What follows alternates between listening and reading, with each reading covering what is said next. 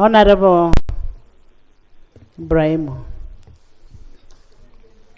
I want to thank you, Right Honorable Speaker. Thank you so much, Madam Speaker. Madam Speaker, Rule 54, I'm seeking your guidance. Rule 54, statements by members. It says that any statement by a member shall be presented on Thursday. Today is a Tuesday. Madam Speaker, again, Rule 73 talks about sub judice rule.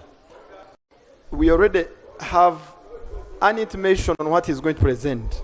And Why are you legislating in anticipation? Madam Speaker, the Honorable Leader of Opposition was mentioning a matter related to what you stopped him to actually conclude, and you said Honorable Somiju is going to raise. But that matter, why I wanted to raise it at that time is that the matter is in court. So I'm wondering whether we are not against Rule 73. Honorable Member, out of respect, let's listen to each other and we'll get a ruling to that effect. We'll get a ruling to that effect. And let's not legislate in anticipation. Madam Speaker, I want to thank you. The colleague raising a point of procedure, I told you he is our neighbor in my village. He has not been able to shed off his old habits of what this is. Madam Speaker, this statement... Give us the statement. This statement, Madam Speaker, on abduction of Dr. Besigye from Nairobi, Kenya, 16th, 2024. Right Honorable Speaker and Honorable Members, I am presenting this statement in line with Rule 25, L and M, 59 and 64. Right Honorable Speaker, Colonel Dr. Besigye, former Forum for Democratic Change President, four-time presidential candidate, and now one of the promoters of the People's Front for Freedom, was abducted from Nairobi, Kenya on November 16, 2024. He had traveled to Nairobi on the invitation of NARC Kenya political party leader and former Kenyan Justice Minister Martha Karua. Dr. Besigye was scheduled to speak at Martha Karua's book Against the Tide launch. He, together with Ajobe Dirutare Kamuregeya, a senior PFF leader, was abducted from a riverside apartment in Eastland, where he was attending a brief meeting before proceeding for dinner for Karua's book launch guests. He was then driven across borders by his captors. His passports, national ID, wallet, and other belongings remain at Warid Hotel, where he had been booked in. Dr. Besigye did not, or was not made to undergo immigration protocols on the Kenyan or Ugandan immigration sites. News of his missing started circulating 3 days after his abduction on Tuesday, November 19th. Right Honorable Speaker and members, Dr. Besigye was then miraculously arraigned before the Military Disciplinary Committee, commonly known as court martial, on Wednesday, November 20th. Charges of possession of 2 pistols, which were learned that day that is a monopoly of UPDF, were read to him and he is co-accused. They also charged with holding meetings in Switzerland, Greece, and Nairobi for purposes of undermining the security of Uganda. Right Honorable Speaker and Honorable Members, the abduction of Dr. Besigye has been condemned widely by the UN, lawyers, human rights defenders, the organizations and individuals. Even the Uganda Human Rights Commission has condemned this abduction and demanded for Besigye's immediate release. I call upon you, Madam Speaker, and the House to join the world in condemning this heinous crime of abduction. Condemned because there are laws, international and domestic, that govern extradition and deportation. The Ugandan, Kenyan, and international laws were all in this case not followed. Only criminals can do this. You may not be concerned with the Besigye, but be concerned with the state continuing to act criminally. I want to emphasize that point. You may not be concerned with the Besigye, but you should be concerned with the state continuing to act criminally. Madam Speaker, I raised the issue of the 36 PF members that were abducted from Kisumu in this House. They were handcuffed and driven across borders in similar manner. The 3 women who were part of this group were not allowed to ease themselves for 14 hours. When they were finally allowed, it is male soldiers that were pulling their knickers and ordered them to urinate as they remained handcuffed. They were later charged with terrorism. Madam Speaker and members, we are concerned with the continuing human rights violations by the NRM government, including ministers working in jails and making people to confess to crimes they have not committed, and then getting the NRM chairman to pardon them. All things concern us, and they should concern every MP. This parliament should also demand for an explanation from Kenya. Even Chris was abducted. I went to see him at Ginger Road. They had denied him simple things, including slippers. That giant you see there. This parliament, Madam Speaker, should also demand for an explanation from Kenya. You know, he was representing us in finding out how the Honorable Nevanda died. They charged him with stealing body parts. Is that a part of your statement? No, I was reminding him to sit down and listen to the statement. It is not part of the statement. Maybe you wanted to compliment I am on sorry, what? Madam Speaker. Madam Speaker and members, we are concerned with continuing human rights violations by the NRM government. This must stop. We demand for an explanation from government, Madam Speaker. This parliament should also demand for an explanation from Kenya, whether it is still subscribes to the East African Community Brotherhood. The ministers of internal affairs, who heads immigration, foreign affairs, and defense, Madam Speaker, must be made to explain to this parliament this incident and to the country. Madam Speaker, I thank you very much. Thank you. Thank you. Government.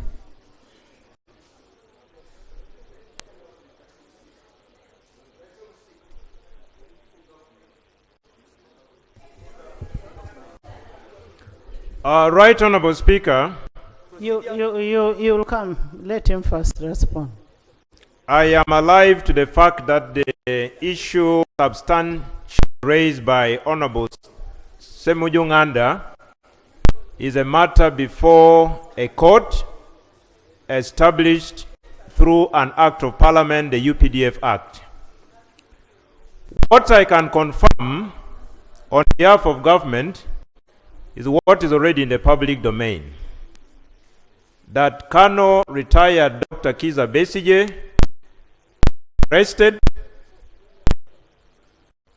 produced in court, judged, and remanded to lose their appearance, and he will be availed back to court on the 2nd of December 2024. On the call for condemnation, I wish to persuade my honorable colleague that that may be too early, because the matter before court will be a subject of evidence, subject of prosecution, and the outcome definitely will be known. It may be too early for us to condemn.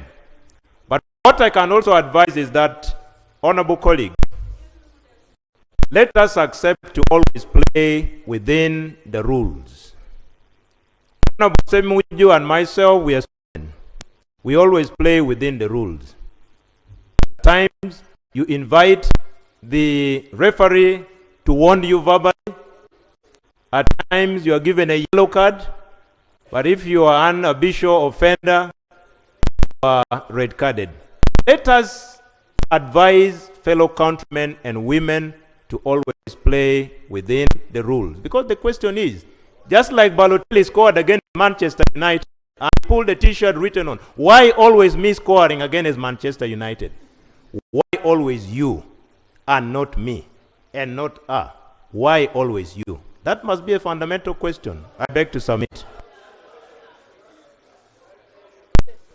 Yes, counsel. Not the junior counsel, the senior. Mr. Speaker, I want to thank you. I have listened to the response of the government chief whip, and we are all aware that this is a matter before court. There are, however, two fundamental issues that government should make a statement on, clarify, and that relates to our relationship with Kenya, especially in light of the fact that we have an extradition treaty with that country. How safe are Ugandans? Now, that is outside the purview of sub judice, if we really want to hide under that. Number two, this element of... Honorable Basaliro, government will make a statement without going to the merits of the case. Okay? Government will make a statement. You should come with a statement without going into the merits of the case. I thank you for that, because I didn't hear the government chief whip undertake to make a statement. But as they come, they must also, Mr. Speaker, comment on the apparent illegalities of people or a supposed criminal, as you want to describe him, or suspect, being brought back into the country and does not undergo the due immigration processes. To wit, having their documents stamped by immigration officers, because that in itself is criminal under our laws. So those are things you must really comment on for purposes of assuring the country that whatever happened was undertaken in total observance and adherence to the immigration laws and other laws as they exist in our region. I thank you, Right Honourable Speaker. Thank you. The Minister of Foreign Affairs and the Minister of Defense will bring a statement to that effect. Let's not discuss what is before court. Let's not discuss that. In the VIP gallery this afternoon, we have Honorable Ambassador William Chinobe. Chinobe, a former member of Parliament of Katkamu North, is Kinobe James, accompanied by his spouse, Mrs. Mary Chinobe. They are here to witness the swearing in of Honorable Grace Akifesa. You're most welcome. And thank you for coming. Yes, sir. Thank you very much, Right Honourable Speaker.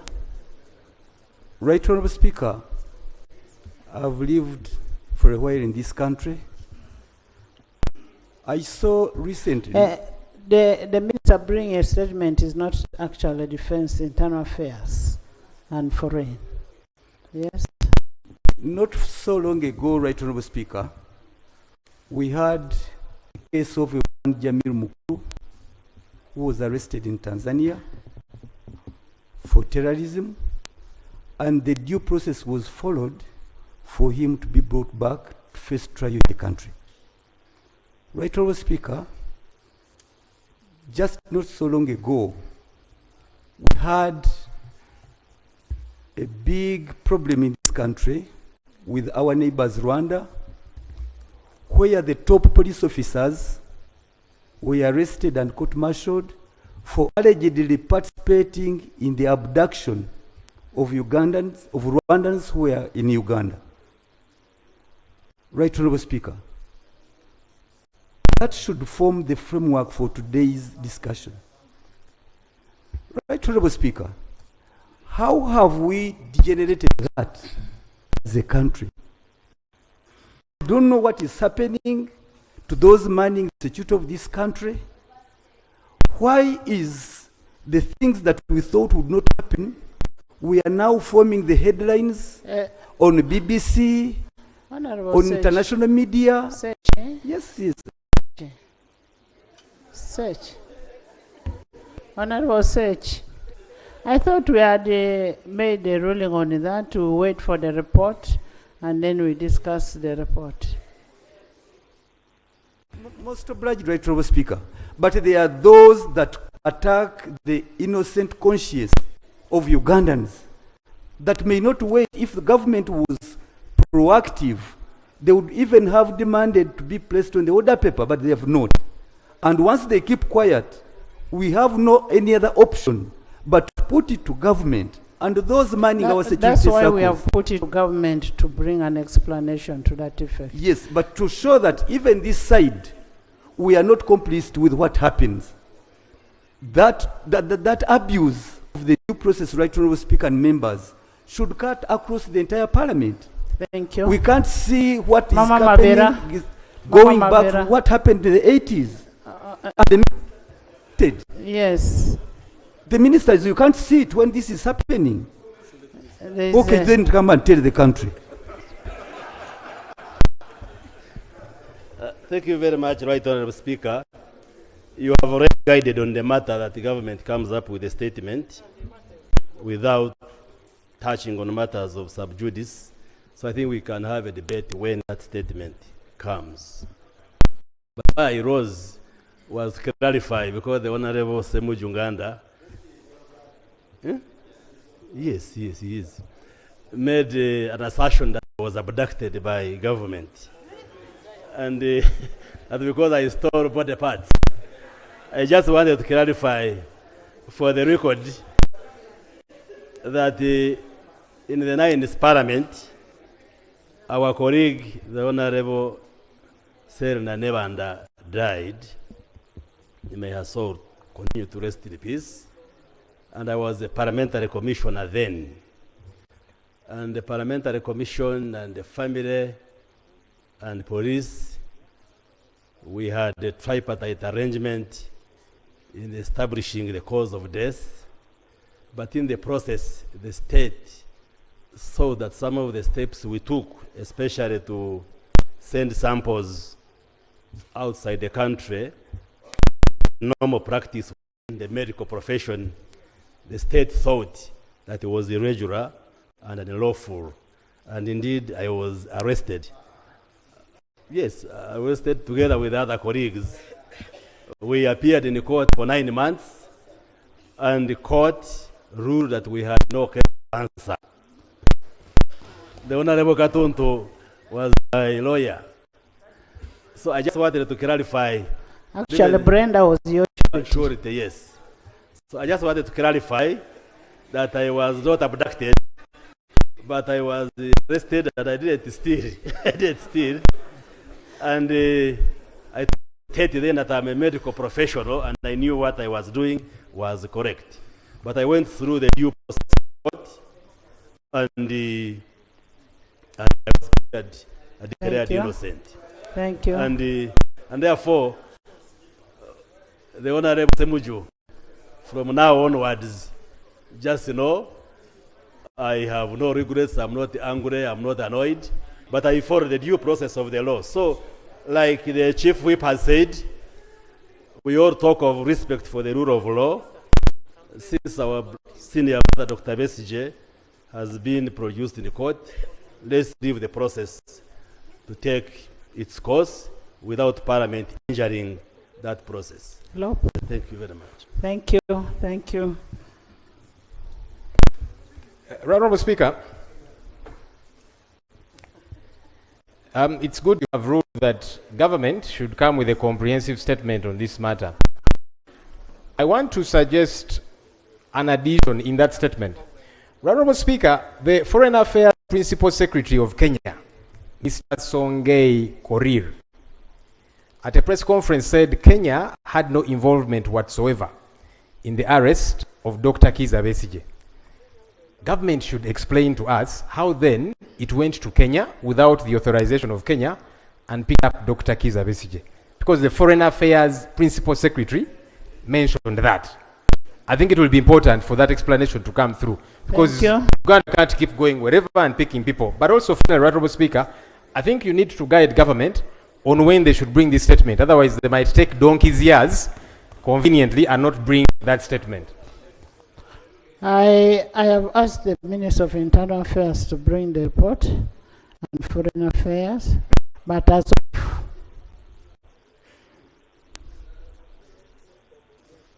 as of yesterday, I got a letter from Honorable Muhose saying it's going to be out up to Friday.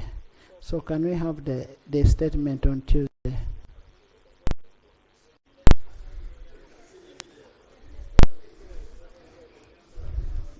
Honorable Aisha, Lope has been disturbing. Right, Speaker, I don't know what transpired between you and my Lope. I will leave that to you. Right, Honorable Speaker, I was bringing it to your attention that it is my privilege as a member of Parliament to have an opportunity to attend sittings and deliberate on issues on behalf of my people. But the last parliamentary sitting, Right, Honorable Speaker, I was carried out of house in a very brutal way. My dress was torn. I was actually stripped. Speaker, you've been just spoken about gender violence. I would like to tell you that the way I was carried is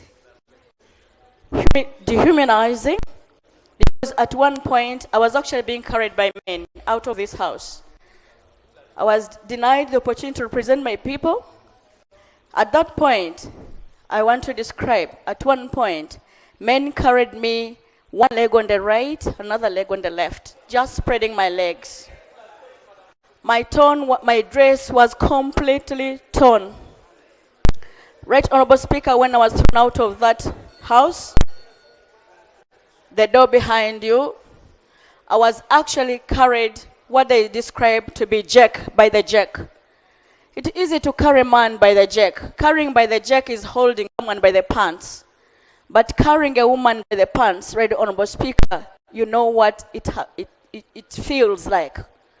Right Honorable Speaker, two things. Number one, I was denied the opportunity to stay in the house and represent my people.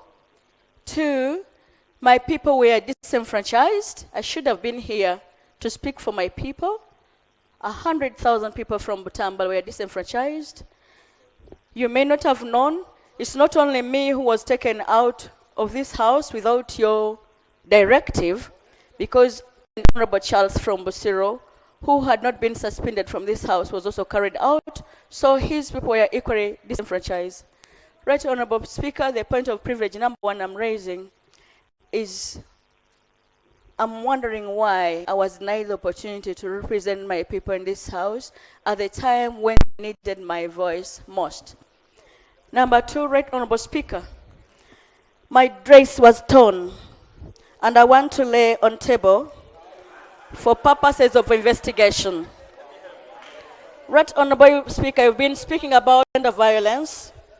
We must walk the talk. We should not only talk about things that we're unable to do. This dress had been bought that day when I was coming to Parliament. I was coming from the constituency, and I didn't have time to go to my home to dress up. I quickly went to the shops to buy something. This tearing is at the breast part, at the breast pass. If someone tears a dress at the breast part, by this time you can wonder where my breasts were. A Muslim woman who covers herself and only leaves out the face and the palm. This dress was also torn from the lower part up this point. All the thighs were spread out. Right, Honorable Speaker, why I want to lay this on table is for you to direct an investigation on who are the people that laid hands on me in a way that was so dehumanizing for a member of parliament, not outside parliament, but in this August House. With your permission, Right Honorable Speaker, I beg to lay my dress. First, don't lay it, because I've not... Honorable members, I made a statement in the last sitting that I did suspend members, and when I suspended the members, I did not order for any arrest of any person. I suspended the members, they left, and what Honorable Aisha can do is to bring a substantive motion to that effect on what happened today. You don't have to lay, because you need a substantive motion on that.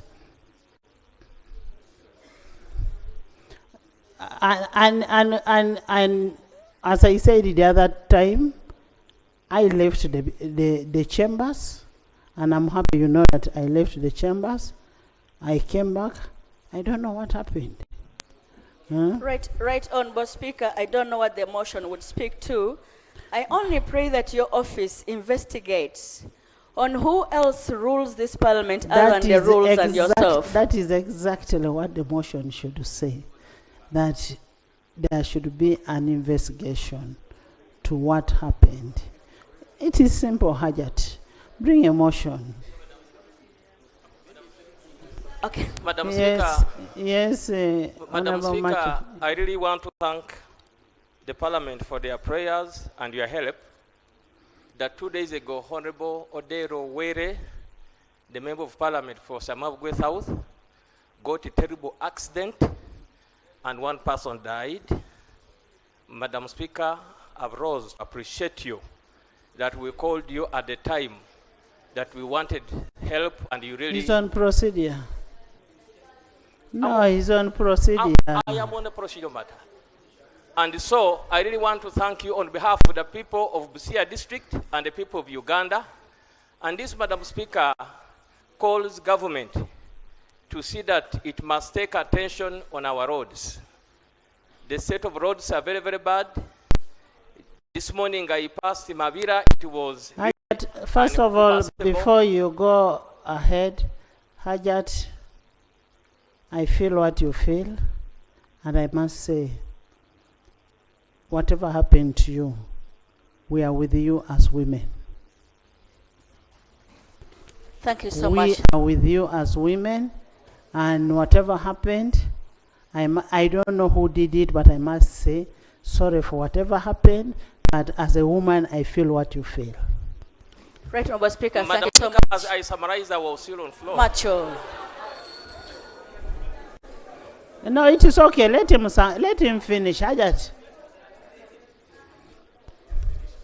Madam Speaker, I was still at the same time going to also sympathize with Hajat.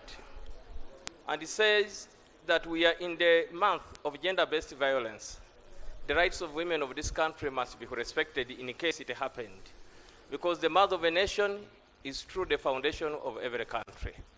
I really want to thank you also. At the same time, I see our parliament has changed, looks like a House of Lords. This makes Uganda as a country very proud. And thank you, Madam Speaker. Thank you, Lob.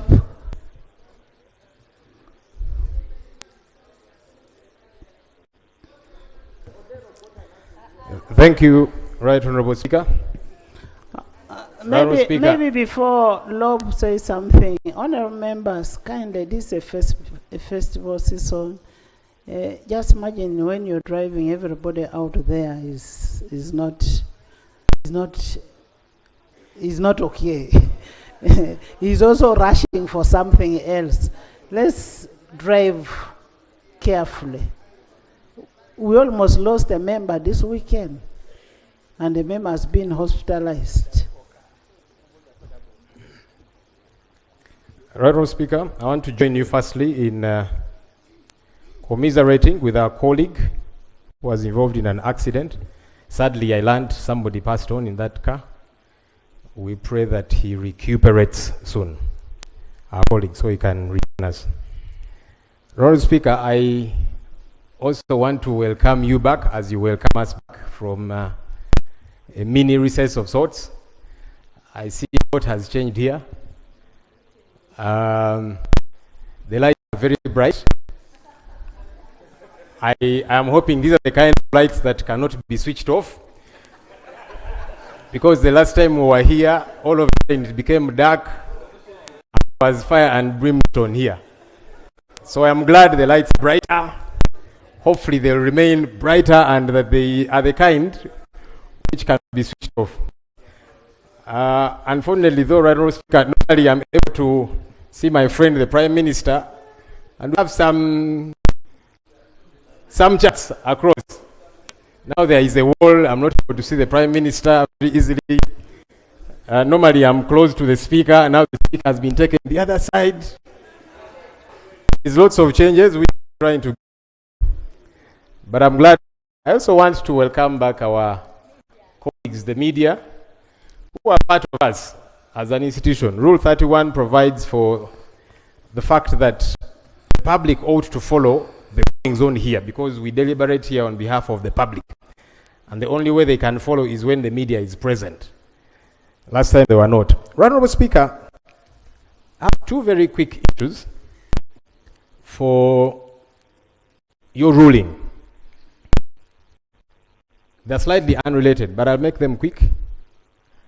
One of those, Right Honourable Speaker, is I'm seeking through your office that government would help us understand something that's seemingly convoluted of late. Ugandans travel within the East African community, and it should be freely anyhow. But government has severally been picking people, especially from Kenya, who have traveled. The first lot went for a training. They were picked and brought back. Most recently, a senior opposition leader in this country, your former leader, Right Honourable Speaker, Dr. Besigye, was picked from Nairobi, Kenya, by Ugandan security operatives who brought him here, and now he's before the court martial. Many things confused me, even as a lawyer, that I thought government would probably elucidate on, so that we have a good understanding.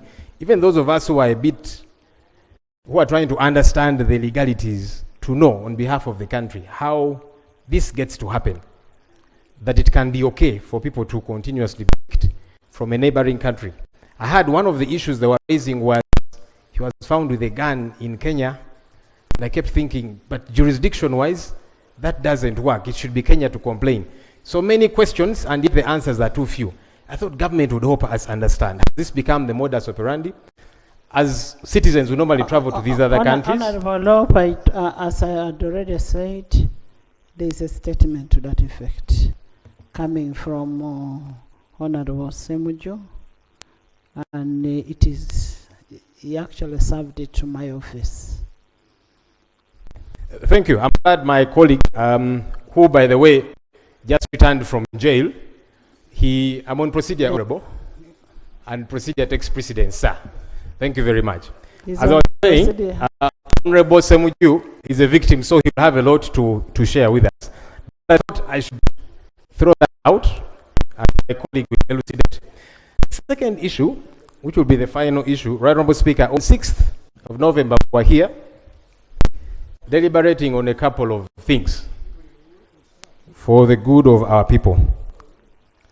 Honourable Speaker, I made certain remarks, especially in reference to remarks you had made during the coffee bill discussion, and I said that in my considered view, the remarks which had been made by yourself were tribal, in my considered view.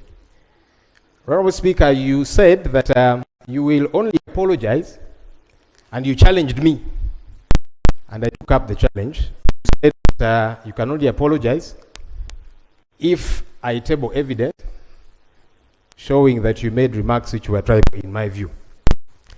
I thought, who am I to be challenged by the Speaker and I don't follow through? Honorable Speaker, I have carried some evidence which I want to table. You will look at it and examine it. It's both on CD and flash disk, which has got videos. Where is the origin of that? Of remarks that you made. Where is the origin of that? The origin is the national broadcaster, Uganda Broadcasting Corporation. But Honorable Speaker, you examine them and you'll My lord. give your ruling. My lord. Yes, right, Honorable Speaker. Don't go on a fishing expedition. No, I am not. Because when you get what is being broadcasted there, it is not what I have said. The broadcaster is broadcasting its own things. It is not, if you want, go to the Hansard. That is, go to the Hansard and get it from there, and it will be authentic. And I can assure you, once you have it and it is authentic, this country has my apology. But most obliged. That's why I said, you see, even in court, we table evidence, and then there can be a ruling on the evidence. So when you asked me for evidence, I have just executed my duty to table. We're going to examine it, Right Honorable Speaker. Finally, Right Honorable Speaker, Honorable Member, incidentally, that statement of yours that day was expunged from the Hansard. There was nobody to elaborate on it, and you had already left the house.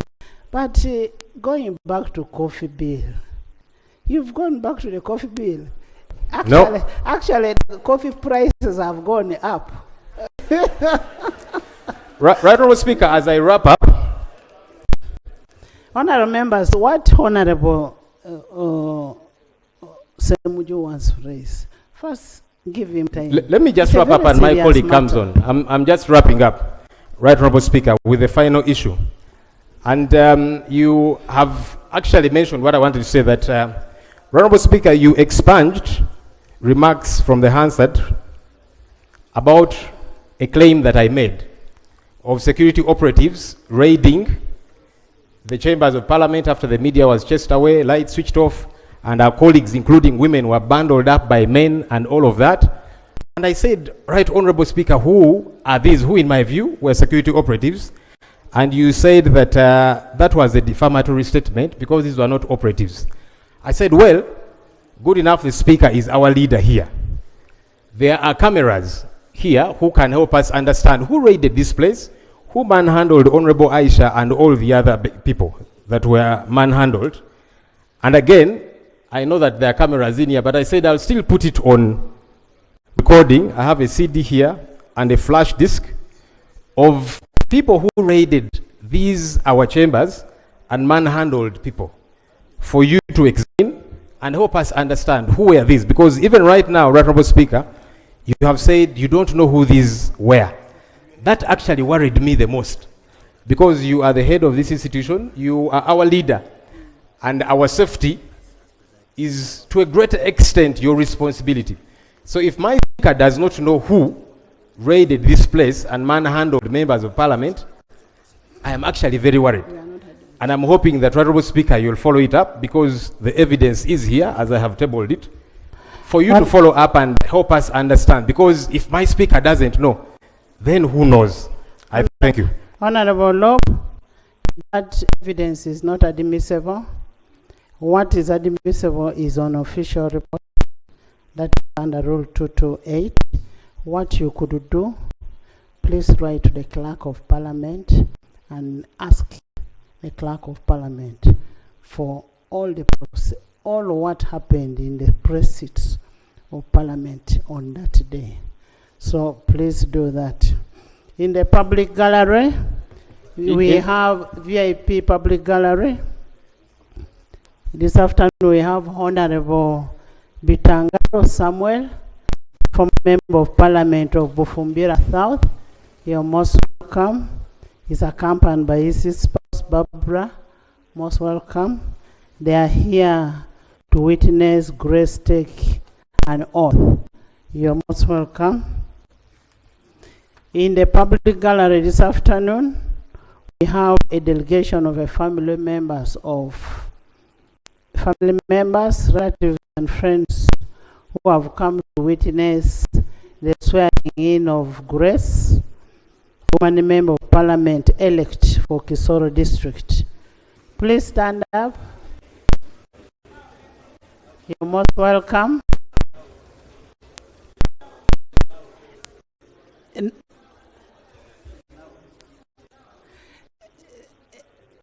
She's now the member of parliament who was elected for Kisoro.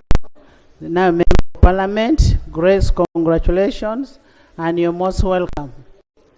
Join me in welcoming them. In the public gallery, we have Rukoba United Group from Lower Madi constituency. That is Madiokolo. Madiokolo, you're most welcome.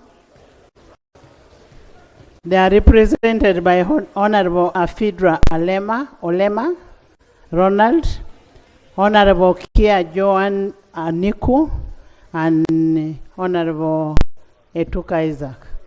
You're most welcome, and thank you so much for coming all the way from West Nile. Greet you people. Hello. Right Honorable Speaker, it's a great pleasure for me, together with my honorable colleagues, to take this distinguished honor to see my own who made me what I am and who sent me in this house, being present to witness the proceedings of the house being chaired by you. Madam Speaker and honorable members, the group you see here are the group of young men who survive out of young men and women who make out of tires, used tires, and they make it into different items. And this is how they survive. They pay school fees with, they make their lives ends meet with. And it is out of that they made their contributions to support me. I'm so grateful for you. This is the parliament you sent me to, and you sent the rest of the team here too. I look forward to 2026 being sent back. You're welcome. Thank you.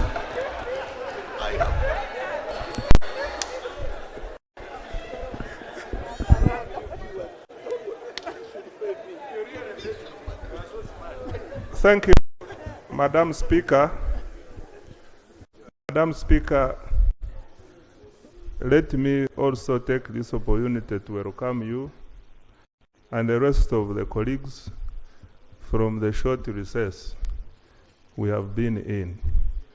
Madam Speaker, in your communication, you have indicated that you would like us to present the budget framework paper at an earliest opportunity.